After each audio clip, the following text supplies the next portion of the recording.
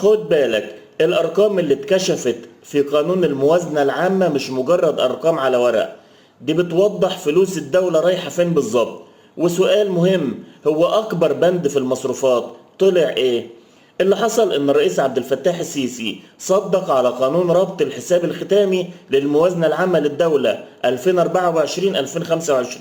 وإجمالي المصروفات وصل لحوالي 3 تريليون و904 مليار جنيه. المفاجأة إن بند الفوائد لوحده سجل حوالي تريليون و919 مليار جنيه، يعني أكبر من بند الأجور اللي وصل ل 588 مليار جنيه، وأكبر كمان من الدعم والمنح والمزايا الاجتماعية اللي سجلت 645 مليار جنيه.